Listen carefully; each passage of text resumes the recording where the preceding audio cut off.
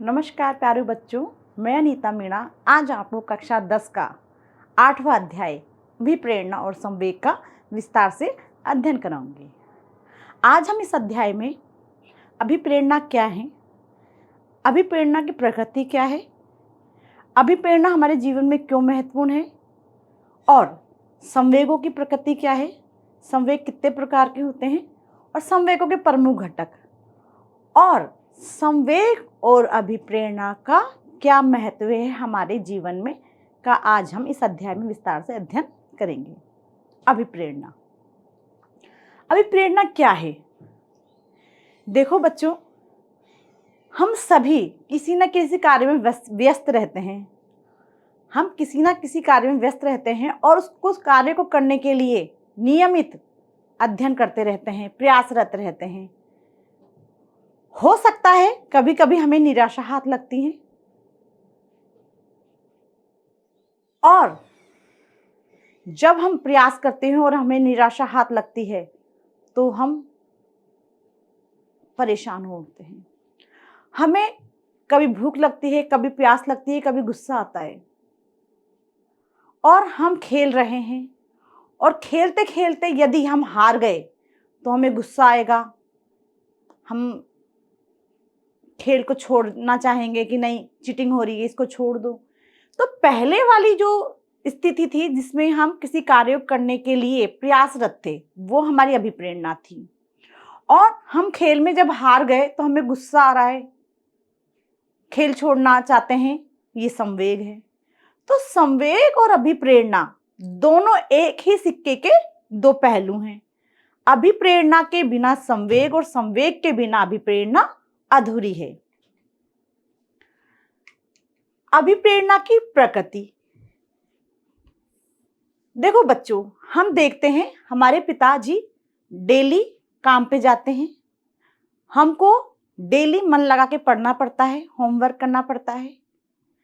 और यदि जब हम बीमार हो जाते हैं तो हमारी माताजी रात भर जाग के हमारा ख्याल रखती है। ऐसा क्यों होता है? क्योंकि प्रेरक चाहे आवश्यकताओं, रुचियों और अभिलाषाएं हमारे उद्देश्य की ओर हमारी चेष्टा को समझाने में सहायता करते हैं। इस प्रकार आप अच्छा परिणाम प्राप्त करने के लिए पढ़ाई करते हैं। अच्छा परिणाम करने के लिए क्या करते हैं? पढ़ाई करते हैं। और आपकी माँ आपका ध्यान रखती है। जब हम पढ़ाई करते हैं तो हमारी माँ क्या करती है? हमारा ध्यान रखती है, क्योंकि आप उनके बच्चे हैं। हमारी माता हमारा ध्यान क्यों रखती है या रात में क्यों जागती है जब हम बीमार हो जाते हैं? क्योंकि वे हमसे प्यार करती हैं और वह आपके स्नेह करती हैं और आपकी परवाह करती है। हमारी माँ हमको प्यार करती है, हमारी परवाह करती है, इसीलिए बुखार आने पर पूरी रात जगती है और यदि हम पढ़ते रहते हैं तो हमको बीच बीच में चाय और कॉफी देती रहती हैं। अभिप्रेरणा की संकल्पना कि अभिप्रेरणा क्या है?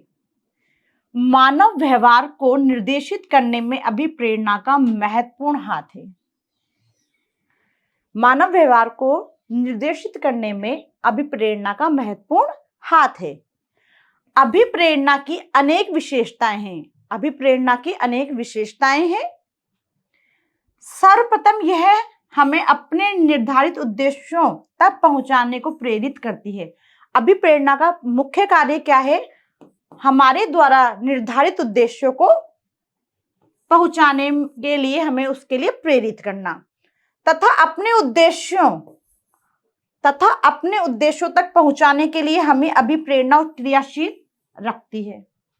हमें हमारे उद्देश्यों को प्राप्त करने में अभिप्रेरणा का प्रमुख योगदान होता है। अभिप्रेरणा की कमी, यदि अभिप्रेरणा की कमी हो तो हमें शिथिल और ढीला अनुभव कराएगी और अधिक अभिप्रेरणा हमें अपने उद्देश्य से भटका देगी। यदि हम कम अभिप्रेरणा लेते हैं तो हम अपने उद्देश्य में शिथिलता पाते हैं और आवश्यकता से ज्यादा अभिप्रेरणा लेते हैं तो हम अपने उद्देश्य से भटक जाते हैं। जैसे हमें नीट की तैयारी करनी है, हमने किसी व्यक्ति से पूछा जो इसका जानकार है, तो वो बताएगा आपको ये कोचिंग ज्वाइन कर लेनी चाहिए, इसमें ये सर हैं और आपकी मदद करेंगे। ठीक है, हमने उन सर को फॉलो किया और उस कोचिंग में गए और नीट की तैयारी करने लग गए। दूसरा बालक, उसे नीट की तैयारी करनी है, उसने एक गुरुजी से पूछा, उन्होंने कहा इस कोचिंग में जाओ, ये कोचिंग बहुत अच्छी है। उसने दूसरे गुरुजी से पूछा, उन्होंने कहा इसमें नहीं, इसमें जाओ, ये बहुत अच्छी है। उसने अपने मित्रों से कहा, उसके मित्रों ने अन्य कोचिंगों के नाम लिए। अब बालक है वो कंफ्यूज हो गया कि मुझे कौन सी कोचिंग में जाना चाहिए।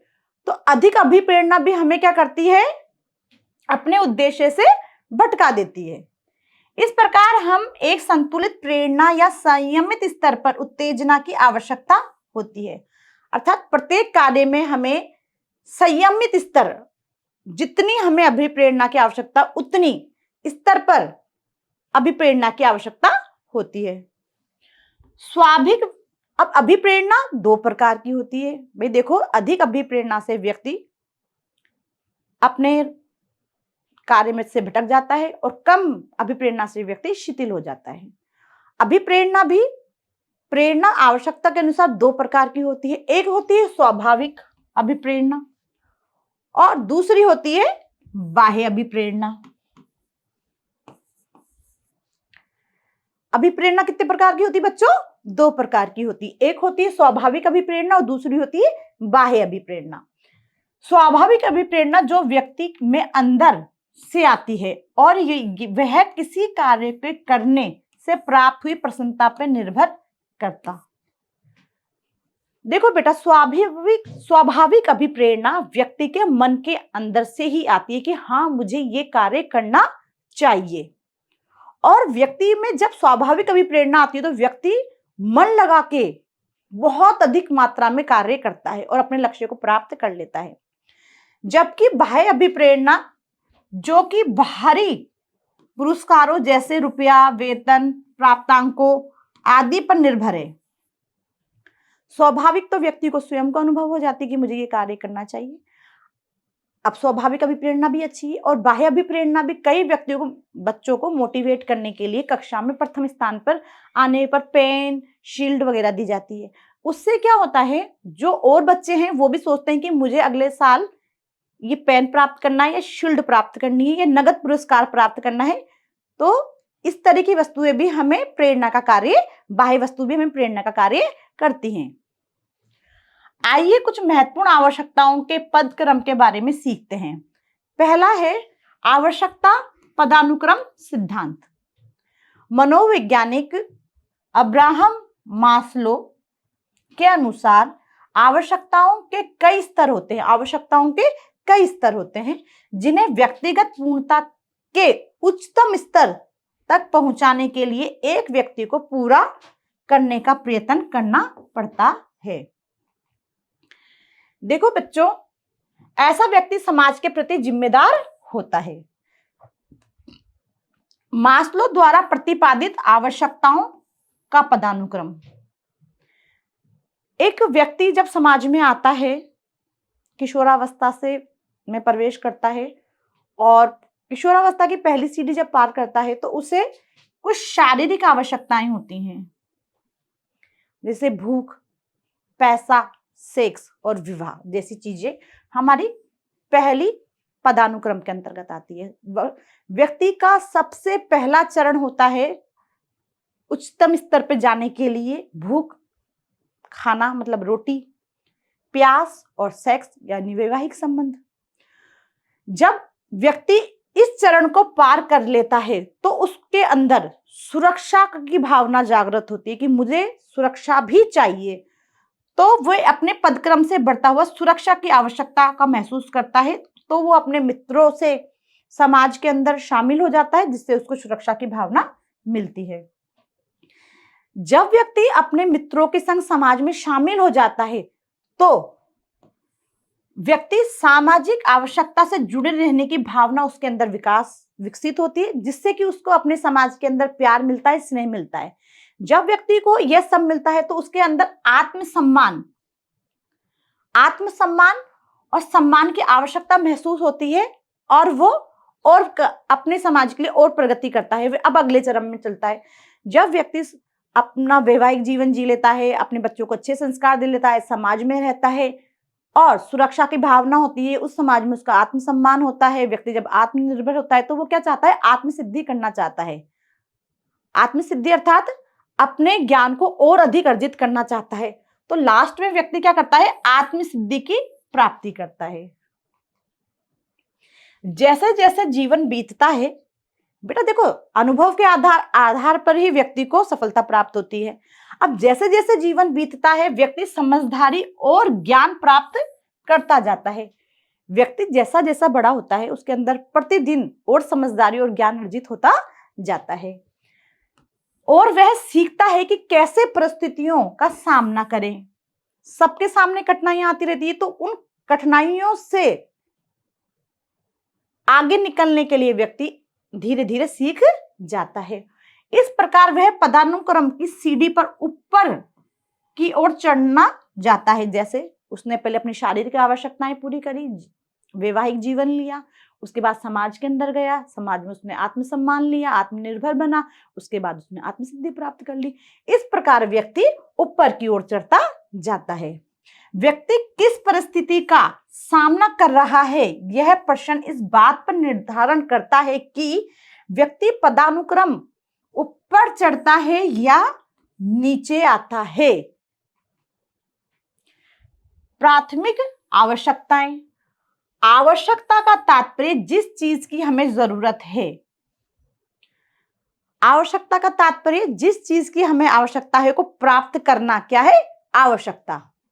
उसका नहीं होना हमारे समझो बच्चों, आवश्यकता क्या है, किसी वस्तु की हमारे जीवन में आवश्यकता, और वो वस्तु हमारे पास नहीं होना क्या कहलाएगी, उस वस्तु की आवश्यकता। जैसे हमारे रक्त में शर्करा की मात्रा कम होती है, तब हमें भूख का अनुभव होता है, और जब हमें भूख का अनुभव होता है तो हम क्या करते हैं, खाने की ओर भागते हैं और खाने की प्राप्ति करते हैं।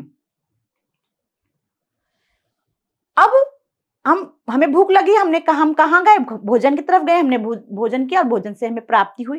अब हम क्यों खाते हैं, हम भूखे क्यों होते हैं, भूख की आवश्यकता का कोई तथ्य निर्धारित करते हैं। आवश्यक आकुंचन भूख की पीड़ा दर्शाती है कि हमारा पेट खाली है। अब हमें भूख लग रही है, यहाँ हमें कैसे पता चलेगा, आमाशय का अंकुचन भूख की पीड़ा को दर्शाता है। और रक्त शर्करा का निम्न स्तर और रक्त में प्रोटीन की कमी हमें भूख का एहसास कराती है। अब हमें भूख लगी, हम कहाँ गए, भोजन की ओर गए। हम भोजन क्यों करते हैं, भोजन की आवश्यकता क्यों है, और हमें भूख क्यों लगती है। हमें भूख क्यों लगती है, जब आमाशय का आकुंचन भूख की पीड़ा को दर्शाता है और हमें महसूस हो जाता है कि हमें भूख लगी है। और रक्त शर्करा का निम्न स्तर और रक्त में प्रोटीन की कमी हमें भूख का एहसास करा देती है। और इसी कारण, क्योंकि अब हमें भोजन की आवश्यकता है, तो हमें हमारी मांसपेशियों के द्वारा पता चल चुका है कि हम भूखे हैं और भूख की हमें आवश्यकता है। किसकी आवश्यकता है, भोजन की हमें आवश्यकता है। यहां यह बताना आवश्यक है कि भोजन की खुशबू, देखो बच्चों, हमें किसी व्यक्ति को पिज्जा खाना पसंद है और उसको भूख नहीं है, लेकिन जैसे ही पिज्जे की खुशबू आएगी या वो उसको देखेगा तो उसके अंदर क्या होगा, अपने आप भूख जागृत हो जाएगी। यहां यह बताना आवश्यक है कि भोजन की खुशबू, स्वाद या भोजन को देखना हमें भोजन करने की इच्छा की ओर ले जाता है। मूल आवश्यकताओं पर संस्कृति एवं पर्यावरण प्रभाव। अब मूल आवश्यकताओं पर संस्कृति एवं पर्यावरण का प्रभाव। देखो बच्चों, हमारी शारीरिक आवश्यकताएं जैसे भूख, प्यास पर्यावरण के कारकों किससे प्रभावित होते हैं। हमारा शारीरिक आवश्यकताएं किस किस से प्रभावित होते हैं, भूख से, प्यास से और पर्यावरण के कारकों से प्रभावित होते हैं। हमारे रक्त में शर्करा की मात्रा कम होने के कारण ही अपेक्षा हमको भूख अन्य विभिन्न कारणों से ही लगती है कि भाई हमें भूख लगी है, तो क्यों लगी है, कि रक्त में शर्करा की कमी के कारण लगी है। पर्यावरण के निम्नलिखित कारकों के प्रभाव भूख और खाने की प्रकृति पे पड़ता है। देखो बच्चों, पर्यावरण के निम्नांकित कारकों के प्रभाव देखो, उसमें पहला है भूख और खाने की प्रकृति पर प्रभाव पड़ता है। तनाव हमको खाने की तरफ ले जाता है। कोई बच्चा है, उसकी परीक्षा है और वो बहुत पढ़ रहा है, अब उसको जब वो तनाव में है तो उसको क्या लगेगी, ज्यादा ज्यादा भूख लगेगी। कई बच्चों को तनाव में क्या लगती है, ज्यादा भूख लगती है, तो वो कहाँ कहाँ भागता है, भोजन की ओर भागता है। तनाव हमको खाने की तरफ ले जाता है, जैसे कि परीक्षा में तनाव कुछ विद्यार्थियों को अधिक भोजन कर लेते हैं। तनाव के कारण क्या होते हैं बेटा, कई बच्चे अधिक भोजन कर लेते हैं। दूसरा है भारी संकेत, जैसे कि रात के भोजन के लिए हमारी माता का आमंत्रित करना, तब हमको भूख लग जाती है। जैसे हम पढ़ रहे हैं रात को और हमारी मम्मी हमको बोलेगी बेटा खाना खा लो, तो हम कहेंगे अभी हमें भूख नहीं है, लेकिन जैसे ही खाने की खुशबू आएगी तो हमें क्या लगेगी, भूख लग जाएगी और हम क्या करेंगे, भोजन की ओर चले जाएंगे। खान पान पर काबू, अगर एक चिकित्सक एक बीमारी व्यक्ति को मीठे व्यंजनों से मना करता है, एक व्यक्ति बीमार है, शुगर है, और उस व्यक्ति को डॉक्टर ने कहा है कि तुमको मीठा नहीं खाना है, तो आप देखोगे कि वो व्यक्ति मीठे की ओर ज्यादा भागेगा, उसको ज्यादा मीठा खाने की इच्छा होगी। एक बीमार व्यक्ति को मीठे व्यंजनों के लिए मना करता है तो उस व्यक्ति को उन मीठे व्यंजनों को खाने के लिए और अधिक इच्छा होती है। किसका प्रभाव है, पर्यावरण का प्रभाव है। गौण आवश्यकताएं, पहली हमने पढ़ी है प्राथमिक आवश्यकताएं, दूसरी है गौण आवश्यकताएं। मनोवैज्ञानिकों वे सामाजिक अभिप्रेरक हमें गौण आवश्यकताओं की ओर अग्रसर करते हैं। यह सामाजिक अभिप्रेरक इसलिए हैं क्योंकि यह एक सामाजिक समूह में सीखे जाते हैं। खासकर एक परिवार में जैसे बच्चे बड़े होते हैं और वे दूसरों के साथ संवाद करते हैं, तब वे जब वो अपने परिवार में रहते हैं और वो जब संवाद करना सीख जाते हैं, तब वे कुछ विशिष्ट आवश्यकताएं ग्रहण करते हैं जो कि एक सामूहिक परिवेश में पूरी होती है। जैसे कि उपलब्धि की अभिप्रेरणा को बच्चे अपने माता पिता या आदर्श से मिलती है। कुछ सामान्य सामाजिक उद्देश्य हैं। देखो बेटा, जब हम परिवार में समाज में रहते हैं और हमें परीक्षा में बैठना है, और परीक्षा में बैठने के लिए हमें पता ही नहीं है कि हमें 12th के बाद क्या करना चाहिए, 10th के बाद हमें कौन सा सब्जेक्ट लेना चाहिए, तो हम क्या करते हैं, हमारे माता पिता से पूछते हैं या उनसे उनके अनुभव के आधार पे पूछते हैं कि हमें क्या लेना चाहिए। तो हमारे माता पिता देखते हैं कि हमारी रुचि किस विषय में है और हमें ये विषय लेना चाहिए, तो उनकी अभिप्रेरणा से क्या करते हैं, हम आगे की ओर अग्रसर होते हैं, उपलब्धि की ओर अग्रसर होते हैं। अभिप्रेरणा और संवेग, अभिप्रेरणा और संवेग एक ही सिक्के के दो पहलू हैं। उपलब्धि, हमें समाज में सम्मान प्राप्त करने के लिए या कक्षा में स्थान प्राप्त करने के लिए क्या प्राप्त करनी पड़ती है, उपलब्धि प्राप्त करनी पड़ती है। संबंध, हमें अपने मित्रों के साथ अच्छे संबंध बनाए रखने चाहिए। किससे प्रेरणा मिलती है, अभिप्रेरणा से। शक्ति, हमें हम रास्ते से जा रहे हैं, एक कुत्ता हमारे पीछे पड़ गया तो हमें उसको देख के भागना नहीं चाहिए, शक्ति पूर्वक एक पत्थर उठा के उसकी तरफ दिखाना चाहिए जिससे कि वो जो कुत्ता है वो भाग जाए। शक्ति का प्रदर्शन करना चाहिए। पालन पोषण, हमारे दादा दादी जो हमारे साथ रहते हैं तो हमको उनके पालन पोषण तो माता पिता करते हैं, लेकिन उनके खाने पीने की कुछ आवश्यकताओं में हम हमारा योगदान दे सकते हैं। आक्रामकता, हम फुटबॉल का मैच खेल रहे हैं और कुछ बच्चे हमारे संग चीटिंग कर रहे हैं, तो हमें शांत नहीं रहना चाहिए, हमें भी आक्रामक गुस्से में बोलना चाहिए कि नहीं ये हो रहा है जो गलत है। जिज्ञासा, किसी भी वस्तु को जानने की इच्छा, अधिक से अधिक जानने की इच्छा क्या कहलाती है, जिज्ञासा कहलाती है। ये सब क्या है, अभिप्रेरणा और संवेगों के घटक। अस्तित्व संबंधी आवश्यकता, जिसमें जीवित रहने के लिए सभी जरूरी प्राथमिक आवश्यकताएं शामिल होती है। संबंधों संबंधी आवश्यकताओं में सुरक्षा, जुड़ाव, सम्मान, दूसरे सामाजिक संबंध संबंधी आवश्यकताएं सम्मिलित होती है। किसमें, प्राथमिक आवश्यकताओं में। प्रगति की आवश्यकताओं में उन तथ्यों को शामिल किया जाता है जिसमें व्यक्तियों को उनके पूरे सामर्थ्य के अनुसार विकसित होने में सहायता प्रदान होती है। देखो बेटा, प्रगति जो है हमें प्रगति में उन तथ्यों को शामिल किया जाता है जिसमें व्यक्तियों को उनके पूरे सामर्थ्य के साथ विकसित होने में सहायता प्रदान करती है।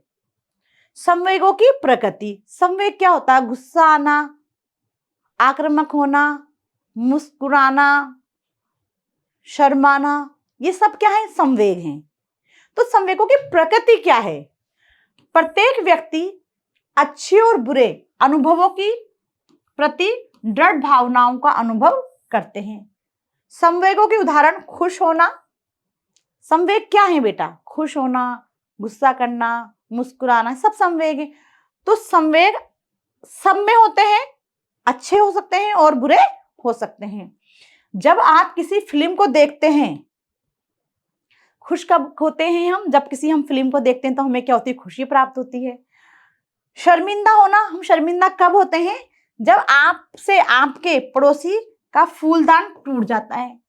खुश तो हम फिल्म देख के हो रहे हैं कि बहुत अच्छी फिल्म है, और हम किसी पड़ोसी के घर गए और गलती से हमसे उनका फूलदान टूट गया।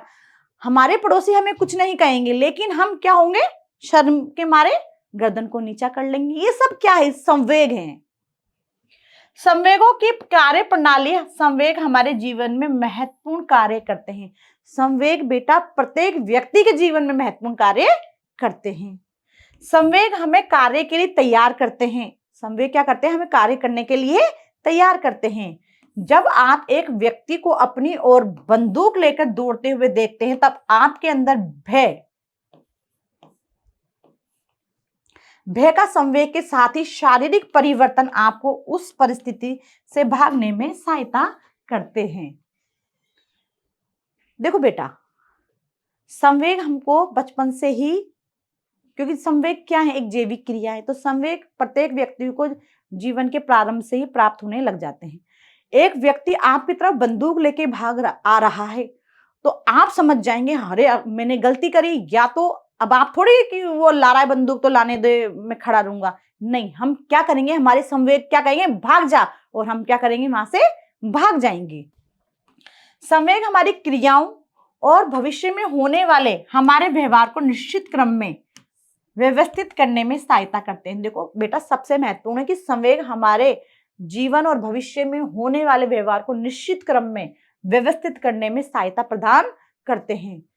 तीसरा, संवेग हमें दूसरों के साथ संपर्क स्थापित करने में सहायता करते हैं। एक क्लासरूम है, उसके अंदर बहुत सारे बच्चे बैठे हुए हैं, और जरूरी थोड़ी है उस क्लास के अंदर जो भी इतने बच्चे बैठे हुए हमारे सब अच्छे खास दोस्त होंगे, लेकिन जिससे हमारे विचार मिलते हैं वो हमारा बेस्ट फ्रेंड होता है। तो संवेग हमें क्या करता है? संपर्क स्थापित करने में सहायता करता है। अपनी भावनाओं को दूसरे तक और दूसरे की भावनाओं को स्वयं तक ग्रहण करने में हमारी सहायता करता है। जब हम अपने संवेग प्रदर्शित करते हैं तो दूसरे लोग उसे देख रहे होते हैं। देखो बच्चों, हम क्लास के अंदर बैठे हैं और क्लास में टीचर पढ़ा रहा है। अब कोई व्यक्ति, दो बच्चे आपस में बातें कर रहे हैं। क्या कर रहे हैं? बातें कर रहे हैं। तो टीचर को क्या आएगा? गुस्सा आएगा। गुस्सा आएगा और टीचर उसको डांट देगी, तो बच्चे क्या महसूस करेंगे? शर्मिंदगी महसूस करेंगे। तो ये क्या है? शर्मिंदगी वाला संवेग उनको महसूस होगा। संवेग हमें दूसरों के साथ संपर्क स्थापित करने में सहायता करते हैं। जब हम हमारी भावनाओं को दूसरे की भावनाओं के साथ आदान प्रदान करते हैं, तो इससे क्या होता है? हमारे और दूसरे व्यक्ति के बीच में संपर्क स्थापित होता है। तो जो संवेग है वे संबंध स्थापित, पारस्परिक संवेद स्थापित करने में भी सहायता प्रदान करते हैं। जब हम दूसरे व्यक्तियों के सामने अपनी भावनाएं व्यक्त करते हैं तो वह हमारी भावनाओं की अभिव्यक्ति का तरीका समझ जाते हैं। जब हम हमारी भावनाओं को दूसरे व्यक्ति के सामने प्रकट करते हैं कि आज ऐसा हुआ, हम क्या कहना चाह रहे हैं, तो वो व्यक्ति हमारी भावनाओं को समझ जाएगा कि हम किस विषय में क्या उससे कह रहे हैं, और जान जाते हैं, और वे व्यक्ति जान जाते हैं कि भविष्य में कैसे अपनी भावनाओं को प्रदर्शित करेंगे। हम हरदम हमारी भावनाओं को सब जगह पे प्रदर्शित नहीं कर सकते। जैसे एक बच्चा है, उसको गुस्सा आ रहा है, बहुत तेज गुस्सा आ रहा है, माता पिता से स्कूल में लड़के आया है और क्लास में बैठा हुआ है और टीचर ने भी उसे डांट दिया। लेकिन अब बच्चा समझ चुका है कि यदि मैं क्लास में गुस्सा करूंगा या लड़ाई लड़ूंगा तो हो सकता है मेरी पिटाई हो जाए। तो बच्चा क्या करता है, संवेग स्थापित करना सीख जाता है। वो समझ जाता है कि कहाँ पे कैसी भावनाएं प्रदर्शित करनी चाहिए। जैसे कोई विषय है, मैडम पढ़ा रही हैं और हमसे कुछ उन्होंने पूछा और हमें आता ही नहीं है, तो हम क्या करेंगे, चुपचाप शांत खड़े हो जाएंगे। प्रश्न या विनोद, हम खेल रहे हैं या कोई अच्छी मूवी देख रहे हैं तो हमारा चेहरा कैसा हो जाएगा, ऐसा इमोजी की तरह। हंसी, कोई बात ऐसी जो हमको बहुत अच्छी लगी, उसके लिए हम क्या करेंगे, हंसी वाली स्माइल देंगे। हंसी संवेग, ये सब संवेग हैं। संवेग कितने प्रकार के हैं, 6 प्रकार के। गुस्सा, किसी बच्चे ने फुटबॉल खेलते समय हमें लात मार दी या गलती से लग गई तो हमें क्या आएगा, उस पर गुस्सा आएगा। घृणा, घृणा कब होती है, कोई चीज गंदी पड़ी हुई है, हम उसको देखते हैं, अरे बाप रे छी, तो हम क्या है, ये घृणा। आक्रामकता, हमें किसी बात पे जब बहुत तेज गुस्सा आता है तो क्या हो जाते हैं, हम आक्रामक हो जाते हैं। दुखी, कोई हम जा रहे हैं और देखे हमने कि एक 4 व्हीलर द्वारा एक कुत्ते को टक्कर मार दी तो हम मन में क्या हो जाते हैं, बहुत दुखी हो जाते हैं, अरे बाप रे उस बेचारे के कितनी लग गई। और कोई बच्चा क्लास में ऐसी कहानी सुना रहा है, आज कोई पोएम डे है और टीचर ने सब बच्चों को कहानी सुनाने के लिए कहा। अब कोई बच्चा तो बहुत अच्छी कहानी सुनाएगा तो हमें बहुत इंटरेस्ट आएगा, तो हम बिल्कुल एकाग्रता से उसकी कहानी सुनेंगे। और अब एक बच्चा कहानी सुना रहा है, वो हमें अच्छी ही नहीं लग रही, हमें समझ में ही नहीं आ रही, तो हम कैसे करेंगे, हमें उबासी आने लग जाएगी, उबाऊ वाला इमोजी हम बनाएंगे।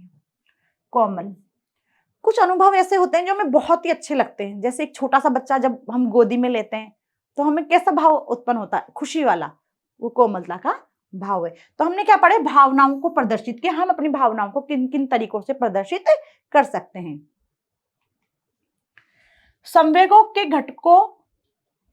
के घटक भावनाओं या संवेगों के 3 प्रमुख घटक है। बेटा संवेगों के कितने प्रमुख घटक है, 3। पहला है शारीरिक परिवर्तन।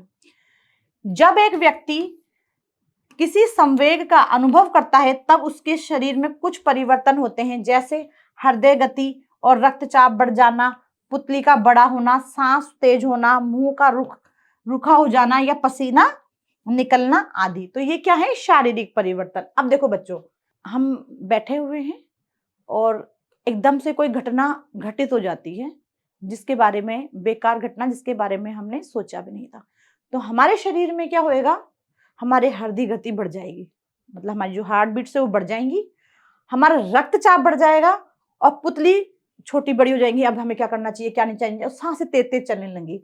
तो ये ऐसे, जब ऐसी घटनाएं जब हमारे सामने आ जाती संवेगों की, तो हमारे संवेग, हमारे शारीरिक परिवर्तन में कैसे संवेग आते हैं, इस प्रकार के संवेग आ जाते हैं।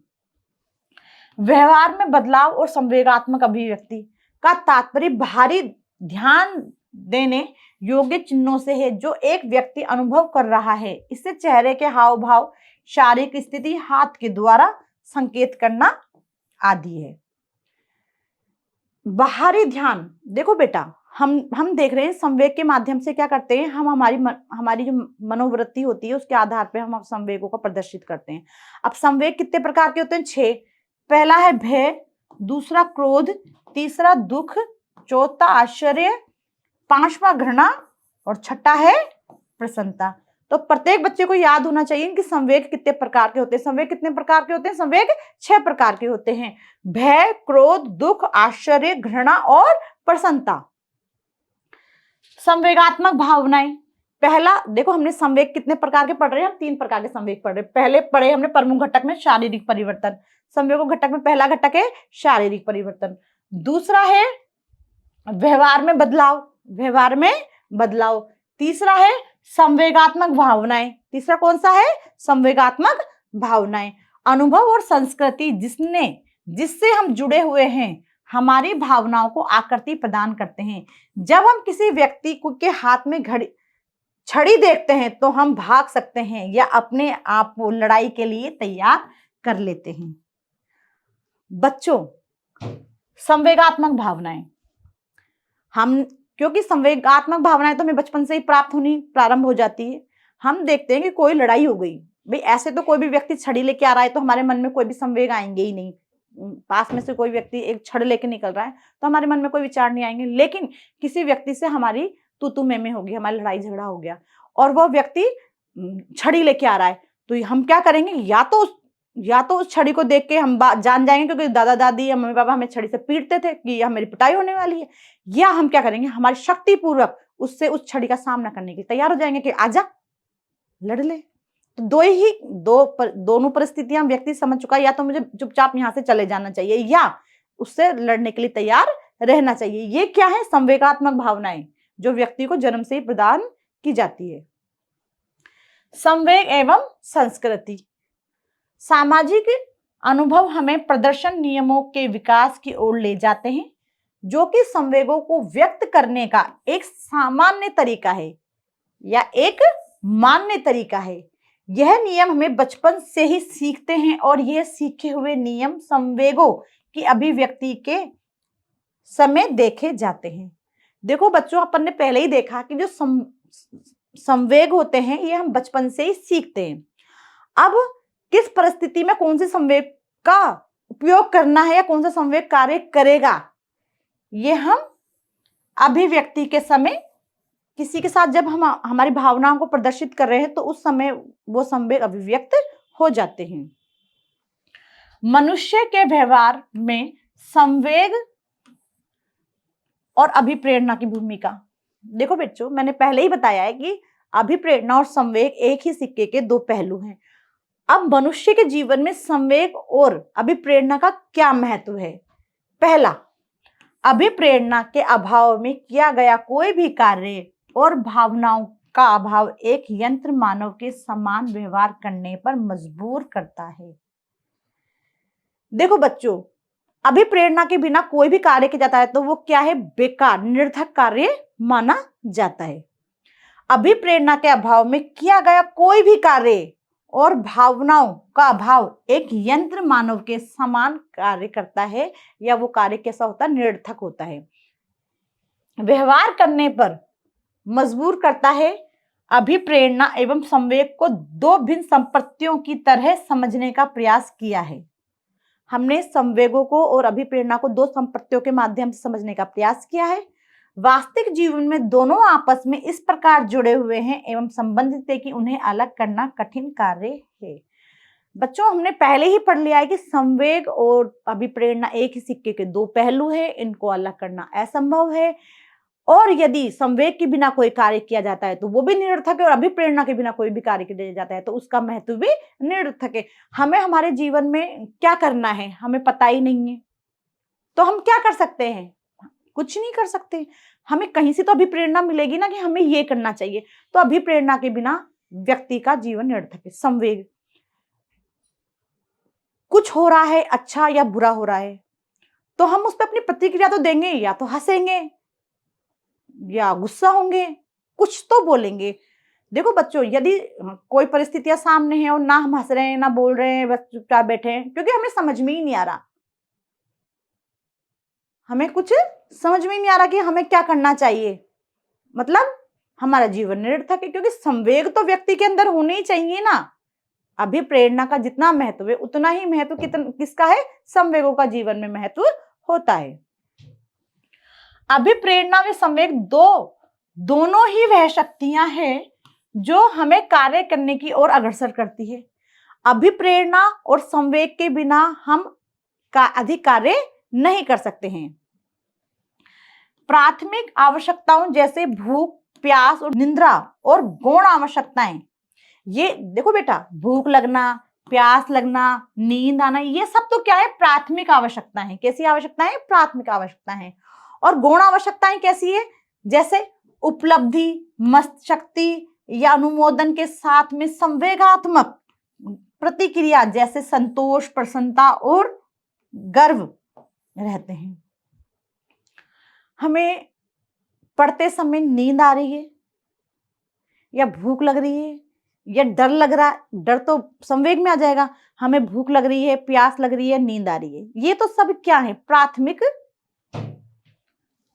आवश्यकताएं। जबकि पढ़ाई करते समय हमें गुस्सा आ रहा है, क्या आ रहा है, गुस्सा आ रहा है, या हमने जो पढ़ा हम उससे संतोष है कि हाँ आज मैंने अच्छे से पढ़ लिया और हम खुश होकर सो रहे हैं कि आज मेरा जो चैप्टर था मैंने जितना आज टारगेट किया था उस टारगेट को पूरा कर लिया, तो हमारे अंदर संतोष होगा, प्रसन्नता होगी। तो और यदि नहीं किया तो गुस्सा होगा। तो ये क्या है, सब संवेग है। प्रेरणा में संवेग दोनों साथ में क्रियाशील और जागृत रहते हैं। देखो हमने पहले ही पढ़ा है कि अभिप्रेरणा संवेग एक दूसरे के बिना संभव ही नहीं है, तो दोनों साथ में क्रियाशील रहते हैं। जिस व्यक्ति के अंदर अभिप्रेरणा है उसके अंदर संवेग भी होंगे और मनुष्य के व्यवहार को संतुलित व नियोजित करने में सहायक होते हैं। क्या, अभिप्रेरणा और संवेग। संवेग का भावात्मक पक्ष एक प्रेरणात्मक घटक है। देखो बेटा, संवेग का भावात्मक पक्ष कैसा है, एक प्रेरणात्मक, जो हमें प्रेरणा प्रदान करने वाला है का घटक है। जीवन में हम जो चाहते हैं उसे पाने और जिससे बचना चाहते हैं उससे बचने में हमारी सहायता करता है। अभिप्रेरणा और संवेग दोनों ही हमें जीवन में जो लक्ष्य प्राप्त करने हैं उसके लिए तो हमें अभिप्रेरणा देंगे, उसके लिए प्रेरित करेंगे। और जिस भी चीज से हमें दूर भागना है, दूर जाना है, तो हमारे संवेग हमें क्या कहेंगे, दूर हटने के लिए कहेंगे। तो संवेग और अभिप्रेरणा साथ साथ चलते हैं और हमें प्रेरणात्मक घटक के रूप में हमारे जीवन में कार्य करते हैं।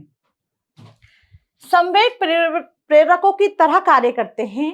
उदाहरण के लिए एक डरा हुआ बालक जब सहायता के लिए रोता है, एक छोटा बच्चा है और सहायता के लिए रो रहा है, तो वह अपने माता पिता या किसी प्रिय से सुरक्षा और सुविधाओं का एहसास करता है।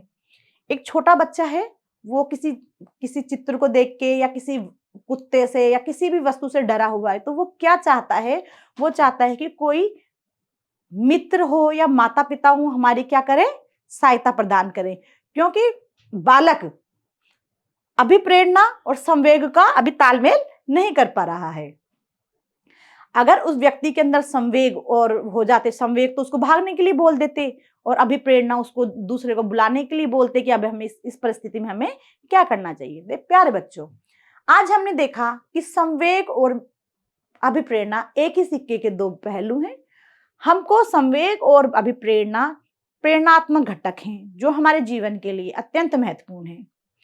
आवश्यकताएं दो प्रकार की हो सकती हैं, प्राथमिक आवश्यकताएं हो सकती है और गौण आवश्यकताएं होती हैं।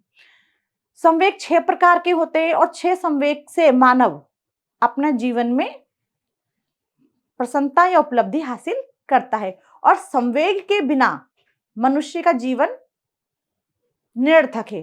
तो व्यक्ति के जीवन में प्रेरणा, अभिप्रेरणा और संवेग दोनों होना अत्यंत आवश्यक है, जिससे कि मनुष्य एक सामाजिक प्राणी बन सके।